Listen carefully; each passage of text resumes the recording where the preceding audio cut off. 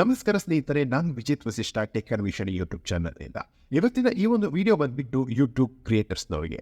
S, ನೀವೇನಾದರೂ ಯೂಟ್ಯೂಬ್ನಿಂದ ಹಣವನ್ನು ಗಳಿಸ್ತಿದ್ದೀರಾ ಅಂತಂದರೆ ನಿಮಗೆ ಗೊತ್ತಿರುತ್ತೆ, ನಮಗೆ ಹಣ ಬರುವಂಥದ್ದು ಪ್ಲಾಟ್ಫಾರ್ಮ್ ಏನಿದೆ ಅದು ಆ್ಯಡ್ಸೆನ್ಸ್ ಅಂತೇಳಿ. ಸೊ ನೀವು ಒಂದು ಯೂಟ್ಯೂಬ್ ಸ್ಟುಡಿಯೋನ ಓಪನ್ ಮಾಡಿದಾಗ ನಿಮಗೆ ಒಂದು ಪ್ರಾಂಪ್ಟ್ ಕಾಣಿಸಿರಬಹುದು, add US tax info before 31st December 2024 ಅನ್ನುವಂಥದ್ದು. ಏನಿದು US ಟ್ಯಾಕ್ಸ್ ಇನ್ಫೋನ ಹ್ಯಾಡ್ ಮಾಡೋಕ್ಕೆ ಇದ್ದಕ್ಕಿದ್ದಂಗೆ ಕೇಳ್ತಾ ಇದ್ದಾರೆ. ಇದನ್ನು ಹ್ಯಾಡ್ ಮಾಡಿಲ್ಲ ಅಂದರೆ ಏನಾಗುತ್ತೆ ಅನ್ನೋದನ್ನು ನಾನು ಇವಾಗ ನಿಮಗೆ ತಿಳಿಸ್ಕೊಡ್ತೀನಿ. ಫಸ್ಟ್ ಆಫ್ ಆಲ್, ಈ ಒಂದು US ಟ್ಯಾಕ್ಸ್ ಇನ್ಫೋ ಏನಿದೆ ಇದು ನಾವು ಸ್ಟಾರ್ಟಿಂಗ್ ಆ್ಯಡ್ಸೆನ್ಸ್ ಅಕೌಂಟ್ ಕ್ರಿಯೇಟ್ ಮಾಡಿದಾಗ ಕೊಟ್ಟಿರ್ತೀವಿ. ಸೊ ಅದು ಇವಾಗ ಎಕ್ಸ್ಪೈರ್ ಆಗೋಕ್ಕೆ ಬಂದಿದೆ, ಅದಕ್ಕೆ ಈ ರೀತಿಯಾಗಿ ಒಂದು ಪ್ರಾಂಪ್ಟ್ ಬರ್ತಾ ಇದೆ. ಇದು 2 ಅಥವಾ 3 ಇಯರ್ಸ್ಗೊಮ್ಮೆನೇನೋ ಎಕ್ಸ್ಪೈರ್ ಆಗುತ್ತೆ. ಸೊ ಅದು ನಿಮಗೆ ಮುಂದೆ ನಮಗೆ ನಾವು ವೀಡಿಯೋಸಲ್ಲಿ ಗೊತ್ತಾಗುತ್ತೆ ಯಾವಾಗ ಎಕ್ಸ್ಪೈರ್ ಆಗುತ್ತೆ ನೆಕ್ಸ್ಟ್ ಅನ್ನುವಂಥದ್ದು. ಇವಾಗ ಈ ರೀತಿಯಾಗಿ ಪ್ರಾಂಪ್ಟ್ ಬಂದಿದೆ. ಇನ್ ಕೇಸ್ ನಾವು ಈ ಒಂದು ಆ್ಯಡ್ ಟ್ಯಾಕ್ಸ್ ಇನ್ಫೋ ಏನಿದೆ ಅದು US ಟ್ಯಾಕ್ಸ್ ಇನ್ಫೋನ ನಾವು ಫಿಲ್ ಮಾಡಿಲ್ಲ ಅಂತಂದರೆ ಏನಾಗುತ್ತೆ, ಇದರಲ್ಲಿ 2 ಪಾಸಿಬಿಲಿಟಿ ಇದೆ. ಫಸ್ಟ್ ಪಾಸಿಬಿಲಿಟಿ ಬಂದುಬಿಟ್ಟು ನಾವು ಏನು ಅರ್ನ್ ಮಾಡ್ತೀವಿ ಅಷ್ಟನ್ನು ಕೂಡ ಯೂಟ್ಯೂಬ್ನವರು ಅಮೌಂಟನ್ನು ಹೋಲ್ಡ್ ಮಾಡ್ತಾರೆ. ಯಾವಾಗಿಂದ 1st January 2025 ಇದು ಸ್ಟಾರ್ಟ್ ಆಗುತ್ತೆ. ಸೊ ಅವ್ರು ಏನು ಮಾಡ್ತಾರೆ, ಫಾರ್ ಎಕ್ಸಾಂಪಲ್ ನಾವು 10,000 ಅರ್ನ್ ಮಾಡ್ತಾ ಇದ್ದೀವಿ ತಿಂಗಳಿಗೆ. ಜನವರಿಯಲ್ಲಿ ನಾವು 10,000 ಅರ್ನ್ ಮಾಡಿದ್ವಿ 2025 ಅಂತ ಅನ್ಕೊಂಡ್ರೆ 10,000 ರೂಪಾಯಿಗಳನ್ನು ಕೂಡ ಅವರು ಹೋಲ್ಡ್ ಮಾಡ್ತಾರೆ. ನಮಗೆ ಯಾವಾಗ ಪೇಮೆಂಟ್ ಕಳಿಸೋದೇ ಇಲ್ಲ, ನಾವು ಆ US ಟ್ಯಾಕ್ಸ್ ಇನ್ಫೋನ ಆ್ಯಡ್ ಮಾಡಿದ ಮೇಲೆ ಕಳಿಸ್ತಾರೆ.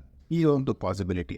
ಮತ್ತೊಂದು ಪಾಸಿಬಿಲಿಟಿ ಬಂದುಬಿಟ್ಟು 30% of the amount what we earn ಅವ್ರು ಕಟ್ ಮಾಡ್ಕೊಳ್ತಾರೆ. ಸೊ ನಾನು ಹೇಳ್ತಾ ಎಕ್ಸಾಂಪಲ್ನಲ್ಲಿ 10,000 ನಾವು ಅರ್ನ್ ಮಾಡಿದ್ದೀವಿ ಜನವರಿಗೆ. ಅವ್ರು ಏನು ಮಾಡ್ತಾರೆ, 30% ಆಫ್ ದ ಅಮೌಂಟ್ ಅಂದರೆ 3,000 ರೂಪಾಯಿಗಳನ್ನು ಅವ್ರು ಕಟ್ ಮಾಡಿಕೊಂಡು ನಮಗೆ ನಮ್ಮ ಒಂದು ಬ್ಯಾಂಕ್ ಅಕೌಂಟಿಗೆ 7,000 ರೂಪಾಯಿಗಳನ್ನು ಕಳಿಸ್ತಾರೆ.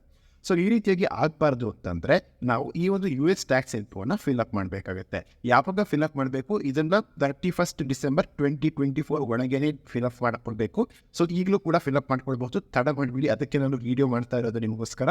ಸೊ ಸ್ಟೆಪ್ ಬೈ ಸ್ಟೆಪ್ ಪ್ರತಿಯೊಂದನ್ನು ನಾನು ಎಕ್ಸ್ಪ್ಲೇನ್ ಮಾಡಿ ನಿಮಗೆ ತೋರಿಸ್ಕೊಟ್ಟಿದ್ದೀನಿ ಹೇಗೆ ಫಿಲ್ಅಪ್ ಮಾಡ್ಕೊಳ್ಬೇಕು ಅನ್ನುವಂಥದ್ದು. ಇದನ್ನು ನೀವು ನಿಮ್ಮ ಒಂದು ಮೊಬೈಲ್ನಲ್ಲಿ ಕೂಡ ಮಾಡ್ಕೊಳ್ಬೋದು. ನಾನು ವೀಡಿಯೋ ಮಾಡುವ ಪರ್ಪಸ್ಸಿಗೆ ಮೊಬೈಲ್ನಲ್ಲಿ ತುಂಬ ಚಿಕ್ಕದು ಕಾಣುತ್ತೆ, ಝೂಮ್ ಔಟ್ ಮಾಡಿ ಈ ಥರ ತೋರಿಸ್ಬೇಕು ಅನ್ನೋ ಕಾರಣಕ್ಕಾಗಿ ನಾನು ಒಂದು ಲ್ಯಾಪ್ಟಾಪ್ನಲ್ಲಿ ಮಾಡಿ ತೋರಿಸ್ತೀನಿ.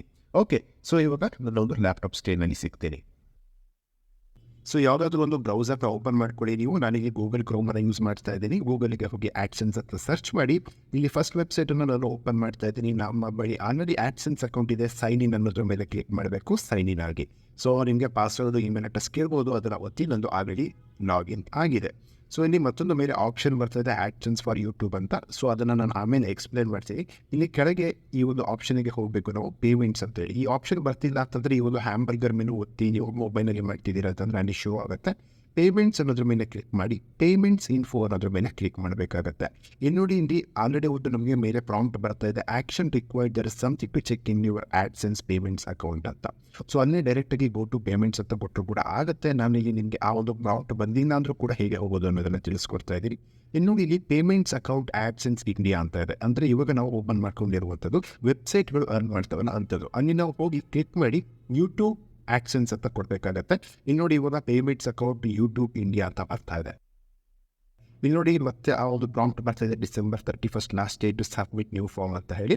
ಹಾಗೆ ಕೆಳಗೆ $98.39 ನಂದು ಕೊನೆಯ 2 ತಿಂಗಳ ಅರ್ನಿಂಗ್ ಅದು. ಸೊ $100 ಆಗಿದೆ ಯೂಟ್ಯೂಬ್ನಿಂದ ನಮಗೆ ಅಮೌಂಟ್ ಬರೋದಿಲ್ಲ, ನಿಮಗೆ ಆಲ್ರೆಡಿ ಗೊತ್ತಿರಬಹುದು, ರೈಟ್.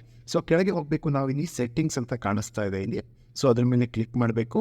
ಸೊ ಇಲ್ಲಿ ಸೆಟ್ಟಿಂಗ್ಸ್ ಎಲ್ಲ ಹೋದ್ಮೇಲೆ ಈ ರೀತಿಯಾಗಿ ಒಂದು ಆಪ್ಷನ್ಸ್ ಬರುತ್ತೆ.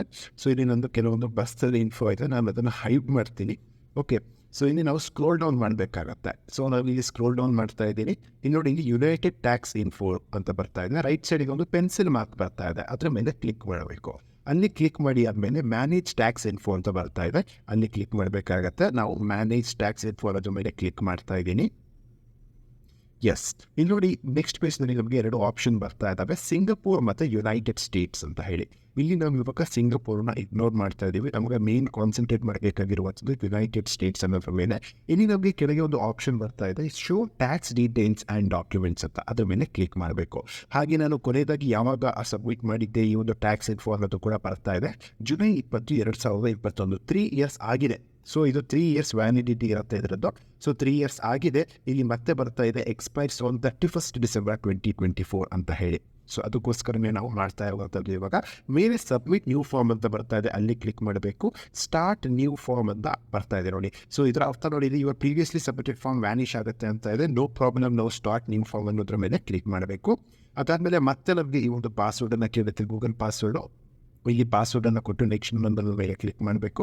ಇದಾದಮೇಲೆ ಈ ರೀತಿಯಾಗಿ ಆಪ್ಷನ್ಸ್ಗಳು ಬರ್ತವೆ. United States tax info, individual or non individual or entity ಅಂತ ಇದೆ. ಇಲ್ಲಿ ನಾವು ಇಂಡಿವಿಜುವಲ್ ಅನ್ನೋದ್ರ ಮೇಲೆ ಕ್ಲಿಕ್ ಮಾಡಬೇಕು. ಸೊ ನಾನು ನೆಕ್ಸ್ಟ್ ಅನ್ನೋದ್ರ ಮೇಲೆ ಕ್ಲಿಕ್ ಮಾಡ್ತಾ ಇದ್ದೀನಿ. ಇದಾದಮೇಲೆ are you citizen or resident of the United States ಅಂತ ಕೇಳ್ತಾ ಇದೆ. ನೋ, ನಾನು ಒಬ್ಬ ಇಂಡಿಯನ್ ಸಿಟಿಸನ್, ಸೊ ನೋ ಅಂತ ಕೊಡ್ತಾ ಇದ್ದೀನಿ ಇಲ್ಲಿ. ಸೊ ಇದಾದಮೇಲೆ ಮತ್ತೊಂದು select W-8 tax form type ಅಂತ ಇದೆ. ಇದು ತುಂಬ ಇಂಪಾರ್ಟೆಂಟು. ಇದರಲ್ಲಿ ಕರೆಕ್ಟಾಗಿ ನೋಡ್ಕೊಳ್ಳಿ. ಇದರಲ್ಲಿ ಫಸ್ಟ್ ಒನ್ನನ್ನು ನೀವು ಸೆಲೆಕ್ಟ್ ಮಾಡ್ಕೊಳ್ಬೇಕು. ಸೊ W-8BEN ಅಂತ ಏನಿದೆ ಅದನ್ನು ಸೆಲೆಕ್ಟ್ ಮಾಡ್ಕೊಳ್ಬೇಕು. ಅದಾದಮೇಲೆ ಆ ಒಂದು ಫಾರ್ಮನ್ನು ಕ್ಲಿಕ್ ಮಾಡಬೇಕು. ಆ ಬ್ಲೂ ಬಟನ್ ಏನು ಕಾಣಿಸ್ತಾ ಇದೆ. ಸೊ ಅದಾದಮೇಲೆ ಈ ರೀತಿಯಾಗಿ ಆಪ್ಷನ್ಸ್ ಬರುತ್ತೆ. ಟ್ಯಾಕ್ಸ್ ಐಡೆಂಟಿಟಿ ಅಂತ ಹೇಳಿ, name or individual who is the beneficial owner. ನಂದು ವಿಜೇತ್ ವಸಿಷ್ಠ, ನನ್ನ ಚಾನಲ್ ಆಲ್ರೆಡಿ ಇದೆ. ಅದಾದಮೇಲೆ DPA ಅಂತ ಇದೆ. ಸೊ ಅದು ಆಪ್ಷನ್ ನೀವೇನೋ ಯಾವತ್ತದು ಬೇಕಾಗಿಲ್ಲ. Country or region or citizenship, ನಾನು ಇಂಡಿಯನ್ ಸಿಟಿಸನ್, ನಾನಲ್ಲಿ ಇಂಡಿಯಾ ಅಂತ ಸೆಲೆಕ್ಟ್ ಮಾಡ್ತಾ ಇದ್ದೀನಿ. ಅದಾದಮೇಲೆ 2 ಆಪ್ಷನ್ ಬರ್ತಾ ಇದೆ, foreign TIN, USI TIN or SSN ಅಂತ. ಇದು ಕೂಡ ಆಪ್ಷನಲ್ ಥಿಂಗ್, ಬಟ್ ಆದರೂ ಕೂಡ ನಾನು ರೆಕಮೆಂಡ್ ಮಾಡೋದು ಏನು ಅಂತಂದರೆ ಫಾರಿನ್ ಟಿನ್ ಅಂತ ಏನಿದೆ ಅಲ್ಲಿ ನೀವು ನಿಮ್ಮ ಒಂದು ಪ್ಯಾನ್ ನಂಬರ್ನ ಒತ್ತಿ. ಸೊ ಪ್ಯಾನ್ ನಂಬರ್ನ ಒತ್ತಿ ನೆಕ್ಸ್ಟ್ ಅನ್ನೋದ್ರ ಮೇಲೆ ಕ್ಲಿಕ್ ಮಾಡಿ. ಇದಾದಮೇಲೆ ನಮ್ಮ ಒಂದು ಅಡ್ರೆಸ್ಸನ್ನು ಒತ್ತೋದಕ್ಕೆ ಕೇಳ್ತಾ ಇದೆ. ಸೊ ಈ ಒಂದು ಅಡ್ರೆಸ್ಸನ್ನು ನಾವು ಓದಬೇಕಾಗುತ್ತೆ. ಇಲ್ಲಿ ಅಡ್ರೆಸ್ಸಲ್ಲಿ ಫಸ್ಟ್ ಚೆಕ್ ಬಾಕ್ಸನ್ನು ಸೆಲೆಕ್ಟ್ ಮಾಡಿಬಿಟ್ಟು ಅದಾದಮೇಲೆ ಅಡ್ರೆಸ್, ನಿಮ್ಮ ಸ್ಟೇಟ್ ಅಡ್ರೆಸ್, ಸಿಟಿ, ಸ್ಟೇಟ್ ಯಾವುದು ಇದನ್ನೆಲ್ಲ ನೀವು ಕೊಡಿ. ಅದಾದಮೇಲೆ ಕೆಳಗೆ ಒಂದು ಆಪ್ಷನ್ ಕಾಣ್ತಾ ಇದೆ, ಮೀನಿಂಗ್ ಅಡ್ರೆಸ್ ಈ same as a permanent residence address ಅಂತ. ಸೇಮ್ ಆಗಿದ್ರೆ ಅಲ್ಲಿ ಚೆಕ್ ಬಾಕ್ಸ್ ಮಾಡಿ. ಸೇಮ್ ಇಲ್ಲ ಅಂತಂದರೆ 2 ಟೈಮ್ಸ್ ನೀವು ಟೈಪ್ ಮಾಡಬೇಕಾಗತ್ತೆ. ಸೇಮ್ ಅಂತ ಕೊಟ್ಟರೆ 1 ಟೈಮ್ ಏನು ಟೈಪ್ ಮಾಡಿರ್ತೀವಿ ಅದೇ ವರ್ಕೌಟ್ ಆಗುತ್ತೆ. ಅದಾದಮೇಲೆ ನೆಕ್ಸ್ಟ್ ಅನ್ನೋದ್ರ ಮೇಲೆ ಕ್ಲಿಕ್ ಮಾಡಬೇಕು. ಸೊ ಅದಾದಮೇಲೆ ಟ್ಯಾಕ್ಸ್ ಟ್ರೀಟಿ ಅಂತ 3ನೇ ಆಪ್ಷನ್ ಬರುತ್ತೆ. ಇದರಲ್ಲಿ ನೋಡಿ, no I am not eligible for reduce withholding rate ಅಂತ ಒಂದು ಆಪ್ಷನ್ ಇದೆ. ಮತ್ತು ಎಸ್ ಐ ಆಮ್ ಎಲಿಜಿಬಲ್ ಅಂತ ಇದೆ. ಈ ಥರ ನೆನಪಿರಲಿ, ನಾವು yes I am eligible for a reduced withholding rate ಅನ್ನೋದ್ರ ಮೇಲೆ ಕ್ಲಿಕ್ ಮಾಡಬೇಕು. ಇದರ ಮೇಲೆ ಕ್ಲಿಕ್ ಮಾಡಿ ಅದಾದಮೇಲೆ ನೀವು ನೆಕ್ಸ್ಟ್ ಅನ್ನೋದ್ರ ಮೇಲೆ ಕ್ಲಿಕ್ ಮಾಡಬೇಕು. ಸೊ ಇಲ್ಲಿ ಈ ರೀತಿಯಾಗಿ ಎಸ್ ಅಂತ ಕೊಟ್ಟಾಗ ಇಲ್ಲಿ ನೋಡಿ, resident of the following country which is the meaning of income tax ಅಂತ ಬರ್ತಾ ಇದೆ. ಅಲ್ಲಿ ಚೆಕ್ ಬಾಕ್ಸ್ ಕೊಟ್ಟು ಮತ್ತೆ ಇಂಡಿಯಾ ಅಂತ ಸೆಲೆಕ್ಟ್ ಮಾಡ್ತಾ ಇದ್ದೀನಿ, ಎಸ್. ಅದಾದಮೇಲೆ ಸ್ಪೆಷಲ್ ರೇಟ್ಸ್ ಆ್ಯಂಡ್ ಕಂಡೀಷನ್ಸ್ ಅಂತ ಬರ್ತಾ ಇದೆ. ಇದು ತುಂಬ ಇಂಪಾರ್ಟೆಂಟು. ಇಲ್ಲಿ 3 ಚೆಕ್ ಬಾಕ್ಸ್ಗಳಿದ್ದಾವೆ. ಫಸ್ಟ್ ಚೆಕ್ ಬಾಕ್ಸ್ ಕ್ಲಿಕ್ ಮಾಡಿದ್ಮೇಲೆ ಈ ರೀತಿಯಾಗಿ ಒಂದು ಆಪ್ಷನ್ ಬರುತ್ತೆ, ಆರ್ಟಿಕಲ್ ಆ್ಯಂಡ್ ಪ್ಯಾರಾಗ್ರಾಫ್. ಒಂದೇ ಆಪ್ಷನ್ ಇರುತ್ತೆ, ಆರ್ಟಿಕಲ್ 12 ಆ್ಯಂಡ್ ಪ್ಯಾರಾಗ್ರಾಫ್ 2A2 ಅಂತ. ಕ್ಲಿಕ್ ಮಾಡಿ ವಿಥೋಲ್ಡಿಂಗ್ ರೇಟ್ ಏನಿದೆ ಅದನ್ನು 15% ಅಥವಾ 30% ಇದೆ, 15%ಗೆ ಸೆಲೆಕ್ಟ್ ಮಾಡಿ. ಮತ್ತೊಂದು ಚೆಕ್ ಬಾಕ್ಸ್ ಬರುತ್ತೆ, ಕ್ಲಿಕ್ ಮಾಡಿ.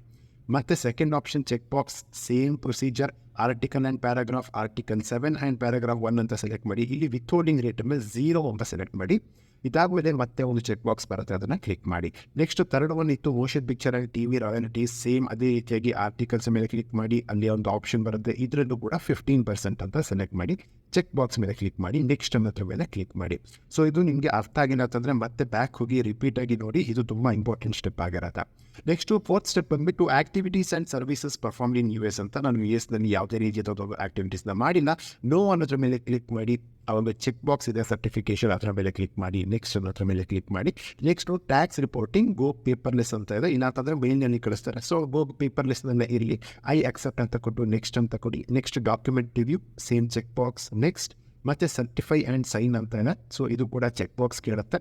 ಸೊ ಒಂದು ಚೆಕ್ ಬಾಕ್ಸ್. ಮತ್ತೊಂದು ಸೆಕೆಂಡ್ ಚೆಕ್ ಬಾಕ್ಸ್ನ ನಿಮಗೆ enter year from 2016 to present ಅಂತ ಇದೆ. ಸೊ ನಾನು ಇಲ್ಲಿ ಯಾವ್ದು ಬೇಕಾದ್ರೂ ನೀವು ಸೆಲೆಕ್ಟ್ ಮಾಡ್ಕೊಳ್ಬೋದು. ನಾನು ಪ್ರೆಸೆಂಟ್ 2024 ಸೆಲೆಕ್ಟ್ ಮಾಡ್ಕೊಂಡಿದ್ದೀನಿ.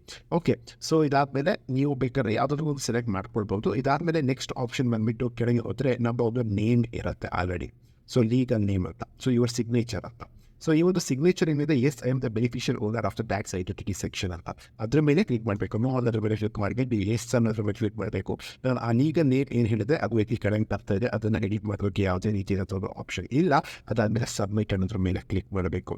ಸ್ವಲ್ಪ ಹೊತ್ತು ನೋಡಿ ಆಗುತ್ತೆ. ಅದಾದಮೇಲೆ ಇಲ್ಲಿ ನೋಡಿ, ಇಲ್ಲಿ ಕಾಣಿಸ್ತಾ ಇದೆ ನಿಮಗೆ ಯುನೈಟೆಡ್ ಸ್ಟೇಟ್ಸ್ ಅಂತ ಏನು ಬರ್ತಾ ಇದೆ, your tax info has been accepted ಅಂತ ಬರ್ತಾ ಇದೆ. ಸೊ ಇದಕ್ಕೆ ಹಾಗೆ ಯಾವಾಗ ಸಬ್ಮಿಟ್ ಮಾಡಿದ್ದೀವಿ ಅಂತಲೂ ಕೂಡ ಇದೆ ನೋಡಿ, November 12 ಅಂದರೆ ಇವತ್ತು ಡೇಟ್ ನಾನು ಸಬ್ಮಿಟ್ ಮಾಡಿರುವಂಥದ್ದು. Submitted by Vijeth Vasishtha.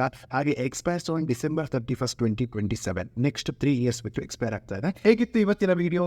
ಅರ್ಥ ಆಯಿತು ಅಂತ ತಿಳ್ಕೊಳ್ತೀನಿ. ತುಂಬ ಸ್ಟೆಪ್ ಬೈ ಸ್ಟೆಪ್ ಆಗಿ ಕ್ಲಿಯರ್ ಆಗಿ ನಾನು ನಿಮಗೆ ತಿಳಿಸ್ಕೊಟ್ಟಿದ್ದೀನಿ. ಸೊ ಇನ್ನು ಬೇರೆ ಯಾವ ಒಂದು ಟಾಪಿಕ್ ಬಗ್ಗೆ ವಿಡಿಯೋ ಮಾಡಬೇಕು ಅನ್ನೋದು ನನಗೆ ಕಮೆಂಟ್ನಲ್ಲಿ ತಿಳಿಸಿ. ನಾನು ಅದರ ಬಗ್ಗೆ ಆದರೆ ವಿಡಿಯೋನ ಮಾಡೋದಕ್ಕೆ ಟ್ರೈ ಮಾಡ್ತೀನಿ. ಮುಂದಿನ ವಿಡಿಯೋದಲ್ಲಿ ಸಿಗೋಣ. ಧನ್ಯವಾದಗಳು.